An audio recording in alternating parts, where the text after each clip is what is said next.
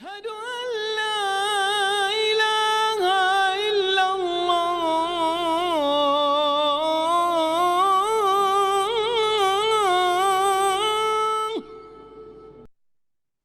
بسم الله الرحمن الرحيم.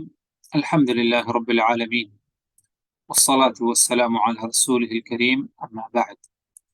اللہ تبارک و تعالیٰ پر حمد و ثنا اور اس کے نبی کریم صلی اللہ علیہ وسلم پر بے شمار، بے حد، بے عدد درود و سلام کے بعد آج کی ہماری ملاقات کتاب توحید سے متعلق سلسلہ وار ملاقات ہے۔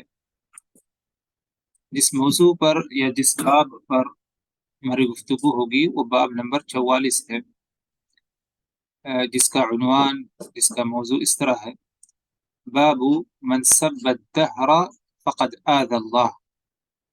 اس بات کا بیان کہ جس شخص نے زمانے کو گالی دی، زمانے کو برا بھلا کہا، فقد آذى اللہ، تو گویا کہ اس نے اللہ تبارک و تعالیٰ کو تکلیف پہنچائی، اللہ کو ایذا پہنچائی۔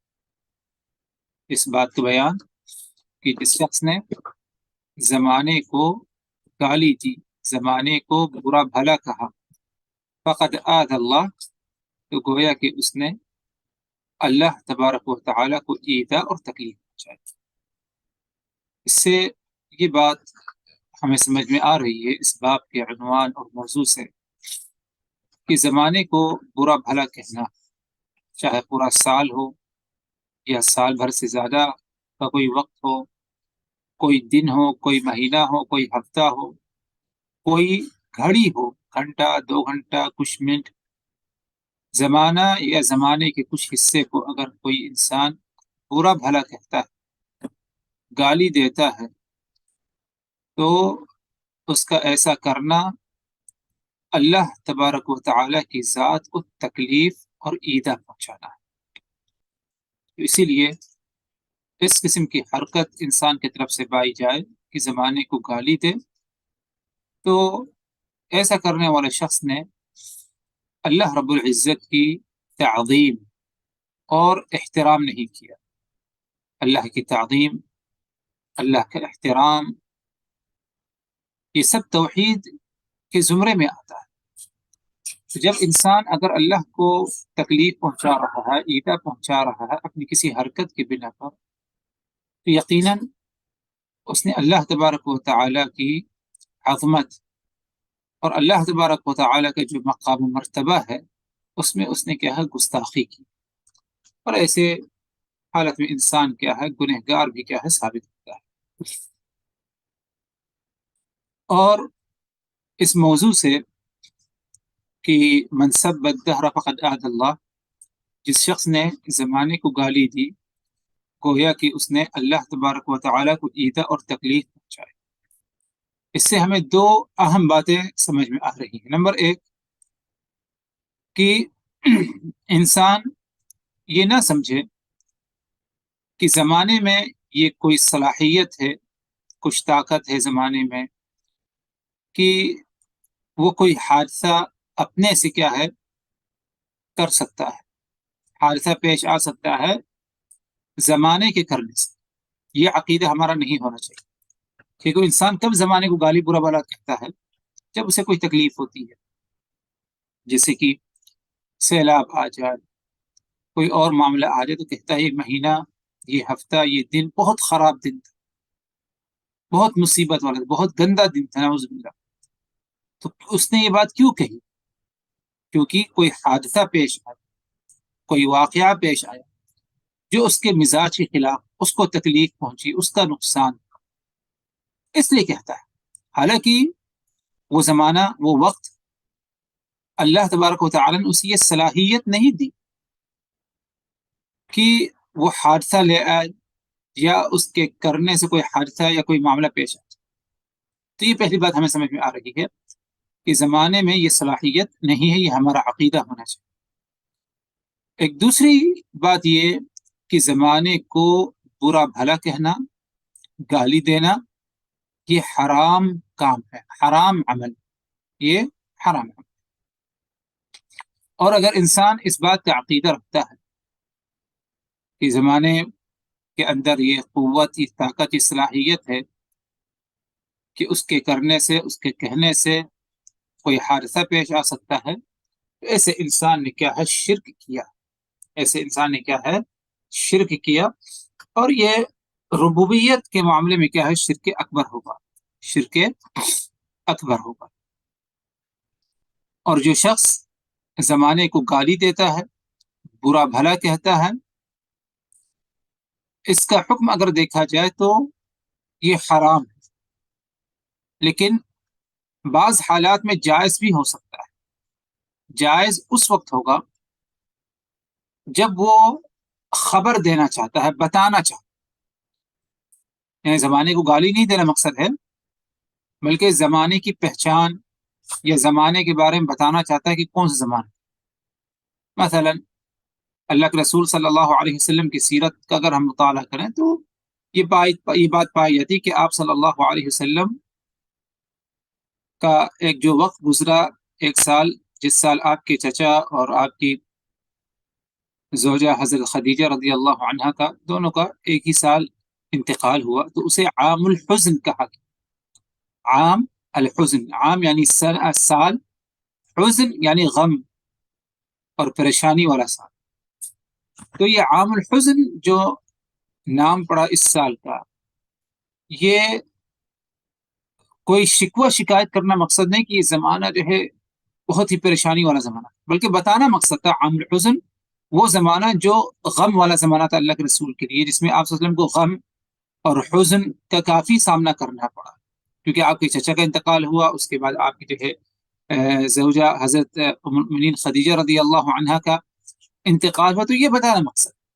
اسی طرح آج اگر ہم دیکھیں بھائی، وہ زمانہ جس سال بہت زلزلے آئے، لوگوں کو جس زمانے میں بہت پریشانی اٹھانی پڑی، بہت سیلاب آیا، بارش کی کمی رہی، تو اگر اس طرح بتا رہا ہے، کوئی زمانے کا تعارف یا زمانے کا حوالہ دیتا ہے، کوئی حادثہ اس زمانے میں پیش آ گیا وہ کہہ کر، تو اس میں انشاءاللہ کوئی مذاکرہ، کوئی حرج نہیں۔ لیکن اگر اس شخص کا بتانے کا مقصد شکوہ شکایت کا معاملہ کچھ ہے، تو ظاہر سی بات ہے ایسا کرنا کیا ہے؟ حرام ہے، اور اسی سے ہمیں کیا ہے؟ روکا بھی گیا۔ اس کی کیا دلیل ہے کہ زمانے کو گالی یا برا بھلا کہنا یہ حرام ہے؟ اس سلسلے میں شیخ الاسلام مجدد محمد ابن عبد الوہاب نے 3 نصوص کا ذکر کیا۔ پہلا نص وہ قرآن مجید کی آیت ہے، اللہ تبارک و تعالی کا فرمان، وَقَالُوا مَا هِيَ إِلَّا حَيَاتُنَا الدُّنْيَا نَمُوتُ وَنَحْيَا وَمَا يُهْلِكُنَا إِلَّا الدَّهْرُ وَمَا لَهُمْ بِذَلِكَ مِنْ عِلْمٍ إِنْ هُمْ إِلَّا يَظُنُّونَ۔ اور وہ کہتے ہیں ہماری زندگی تو صرف دنیا ہی کی ہے، ہماری زندگی تو صرف دنیا ہی کی ہے، نموت ونحیا، ہم یہاں مرتے ہیں اور جیتے ہیں، مرتے ہیں اور زندگی گزارتے ہیں دنیا میں، وما یہلکنا الا الدہر، اور زمانہ ہی ہمیں مار دیتا ہے، یعنی ہمیں جو موت آتی ہے وہ موت ہمیں کون دیتا ہے؟ زمانہ دیتا ہے۔ تو گویا کہ ادھر یہ مشرکین کا یہ عقیدہ تھا کہ زمانے میں یہ صلاحیت ہے یا طاقت ہے کہ کسی کو زندہ کرے، کسی کو کیا ہے؟ موت دے۔ انہوں نے کیا کہا کہ ہماری زندگی تو صرف دنیا کی زندگی، آخرت کی کوئی زندگی ہے ہی نہیں، ہماری زندگی تو صرف دنیا ہی کی ہے، یہی ہم مرتے ہیں، یہی ہم زندہ ہوتے ہیں اس دنیا میں، اور موت آتی ہے تو موت ہمیں کون دیتا ہے؟ الا الدہر، صرف اور صرف زمانہ ہی ہمیں موت دیتا ہے۔ یہ نہیں کہ موت کا مالک اللہ اور زندگی کا مالک بھی اللہ ہے، ان کا یہ عقیدہ نہیں تھا، بلکہ انہوں نے کہا کہ وما یہلکنا الا الدہر، ہمیں تو زمانہ ہی مار دیتا ہے۔ اللہ تبارک و تعالی نے آگے فرمایا وما لهم بذلك من علم انهم الا يظنون، معاملہ اس طرح ہے کہ انہیں حقیقت کا کچھ علم نہیں، ان کو حقیقت کا کوئی علم ہی نہیں کہ زندگی موت کس کے ہاتھ میں ہے، اور ان کا یہ عقیدہ یہ صرف اور صرف کیا ہے؟ غلط قسم کا گمان ان کا ہے۔ اس آیت سے یہ بات ثابت ہو رہی ہے کہ انسان اگر یہ عقیدہ رکھے، یہ سوچ اور اس کی یہ فکر پائی جائے کہ زمانہ موت دیتا ہے جس طرح مشرکین کا معاملہ ہے، تو گویا کہ اس نے کیا ہے؟ ربوبیت میں اللہ تبارک و تعالی کے ساتھ کیا ہے شرک کر بیٹھا ہے، تو ایسا کہنا اور ایسا عقیدہ رکھنا کیا ہے درست اور جائز۔ آگے بڑھتے ہیں، صحیح بخاری صحیح مسلم کی روایت ہے، حضرت ابو ہریرہ رضی اللہ عنہ فرماتے ہیں کہ رسول اللہ صلی اللہ علیہ وسلم نے فرمایا قال اللہ تعالی، اللہ تبارک و تعالی نے فرمایا، یعنی یہ حدیث قدسی، کیا فرمایا اللہ تبارک و تعالی نے؟ یؤذینی ابن آدم، آدم کی اولاد مجھے ایذا اور تکلیف پہنچاتی، آدم کی اولاد مجھے ایذا اور تکلیف پہنچاتی ہے۔ وہ کیسے؟ یسب الدہر، کیونکہ وہ زمانے کو گالی دیتا ہے، زمانے کو برا بھلا کہتا ہے، وَأَنَا الدَّهْرُ، اور میں زمانہ۔ آدم کی اولاد زمانے کو گالی دیتا ہے، یعنی آدم کی اولاد مجھے تکلیف پہنچاتا ہے، کیوں؟ کیونکہ وہ زمانے کو گالی برا بھلا کہتا ہے۔ آگے فرمایا اللہ تبارک و تعالی نے وَأَنَا الدَّهْرُ، اور معاملہ اس طرح ہے کہ زمانہ میں ہی ہوں، مطلب یہ کہ زمانے کا مالک، زمانے میں تصرف، کوئی حرکت، کوئی معاملہ پیش آنا، یہ میرا عمل، میرے کرنے سے ہوتا، نہ کہ زمانے میں یہ صلاحیت۔ اقلب اللیل والنہار، میں دن اور رات کو تبدیل کرتا ہوں، دن آ جائے تو اس کے بعد رات کو لاتا ہوں، رات آ جائے تو اس کے بعد کیا ہے دن کو لاتا ہوں۔ ایک اور روایت ہے جو کہ اسی مفہوم میں ہے کہ آپ صلی اللہ علیہ وسلم نے فرمایا لا تسبوا الدہر، لا تسبوا الدہر فإن اللہ هو الدہر، تم زمانے کو گالی برا بھلا نہ کہو، فإن اللہ هو الدہر، چونکہ اللہ تعالی ہی زمانہ ہے، اللہ تعالی ہی زمانہ ہے۔ کیا مطلب اللہ تبارک و تعالی زمانہ ہے؟ یعنی زمانے کا مالک کون ہے؟ اللہ تبارک و تعالی ہے۔ زمانے میں کوئی حادثہ پیش آ جائے، کوئی معاملہ پیش آ جائے شر کا، تو اللہ تبارک و تعالی کے حکم سے ہوا۔ زمانے میں کچھ خیر اور بھلائی کا معاملہ پیش آ جائے تو یہ بھی اللہ تبارک و تعالی ہی کے حکم سے ہوا، نہ کہ زمانے میں کوئی صلاحیت کہ زمانے کو اللہ تبارک و تعالی نے اس قسم کی کوئی طاقت یا صلاحیت دی ہو، یہ عقیدہ نہیں ہونا چاہیے۔ اس حدیث سے یہ بات ثابت ہوئی کہ اللہ تبارک و تعالی نے اس بات سے ہمیں آگاہ کیا اور بتایا کہ آدم کی اولاد مجھے ایذا اور تکلیف پہنچاتی ہے۔ ادھر ہو سکتا ہے کسی کے ذہن میں یہ بات آئے کہ اللہ تبارک و تعالی کا کوئی نقصان نہیں کر سکتا، یہ تو ہمارا عقیدہ ہے۔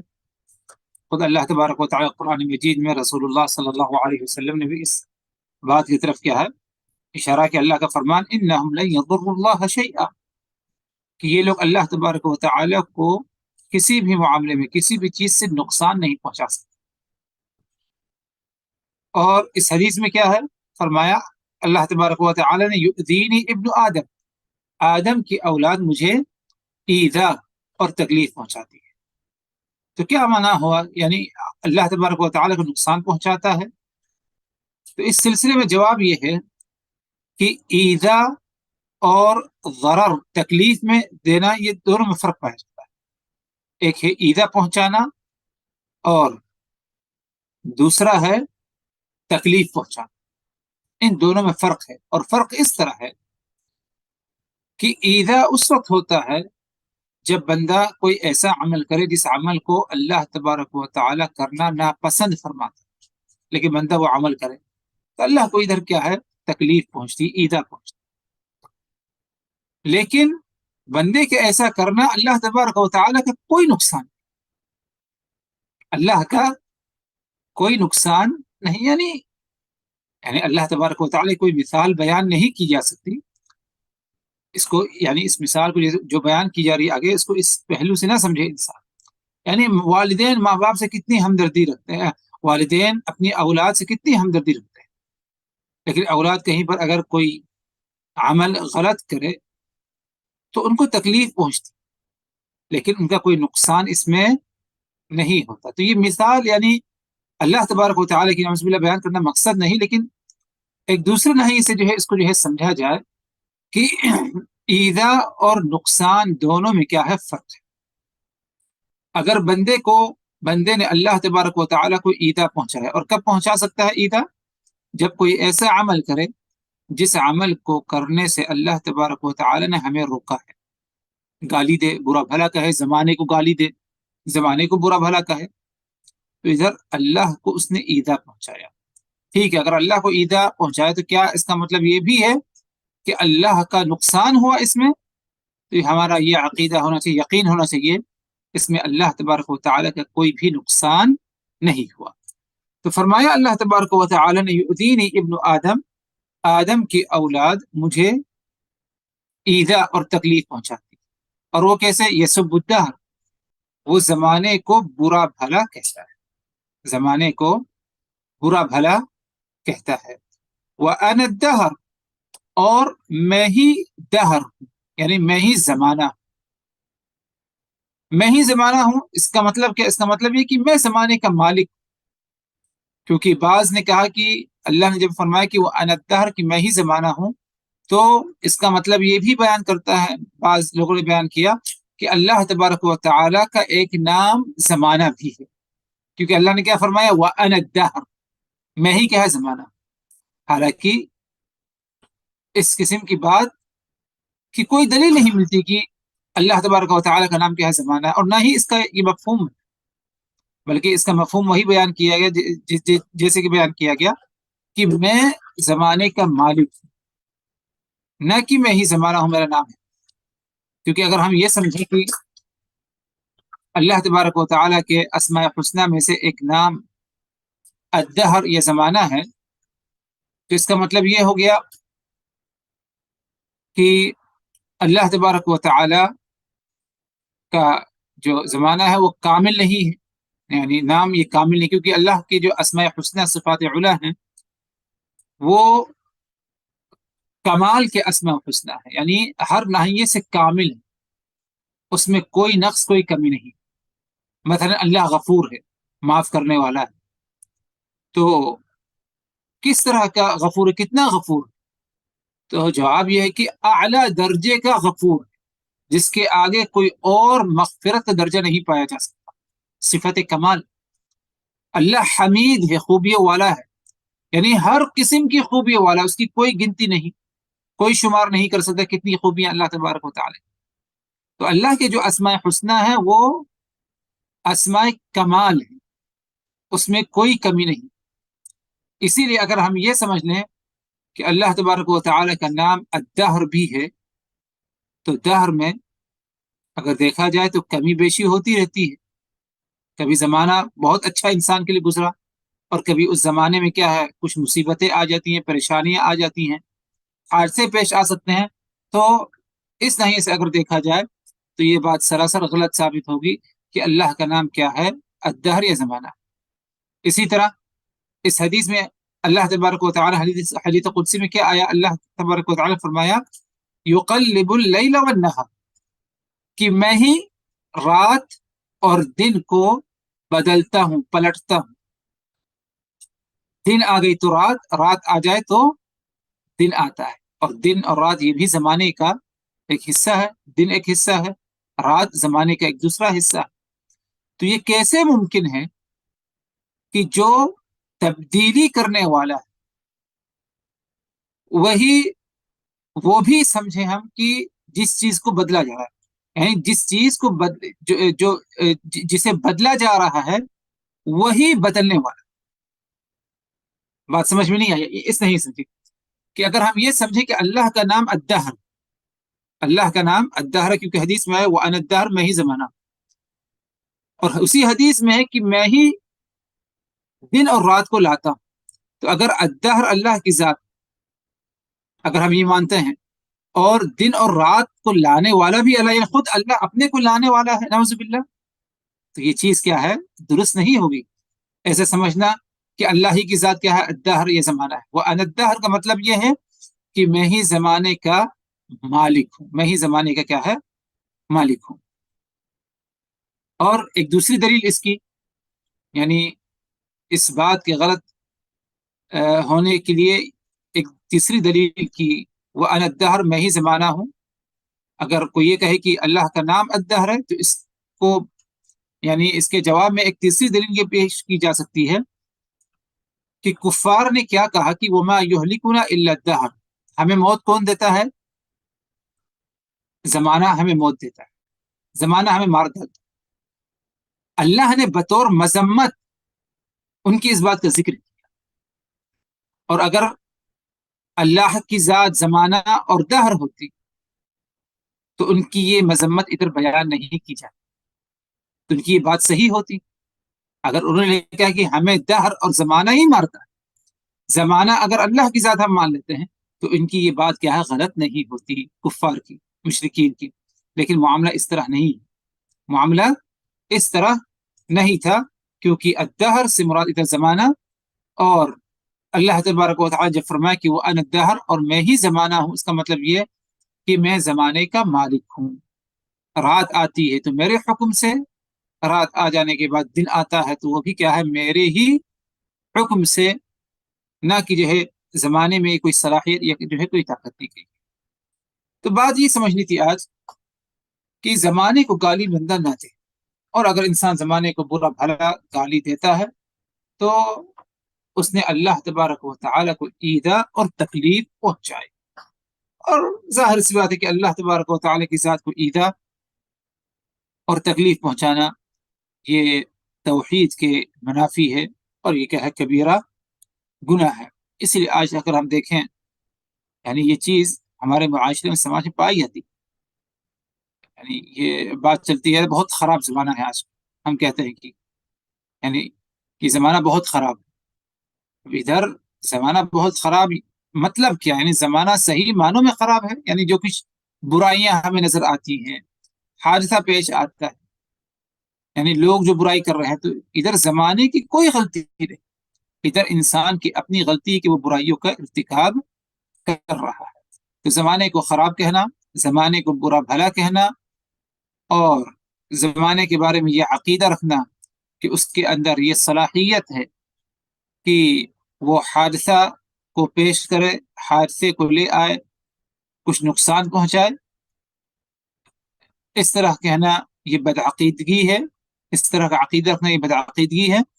اور رسول اللہ صلی اللہ علیہ وسلم نے، بلکہ اللہ تبارک و تعالی نے خود اس بات سے ہمیں کیا ہے، منع فرمایا اور حکم دیا، آپ صلی اللہ علیہ وسلم نے، کہ لا تسبوا الدہر، کہ تم زمانے کو برا بھلا نہ کہو، گالی نہ دو اسے، فإن اللہ هو الدہر، کیونکہ اللہ تبارک و تعالی ہی زمانہ ہے، یعنی اللہ تبارک و تعالی زمانے کا مالک۔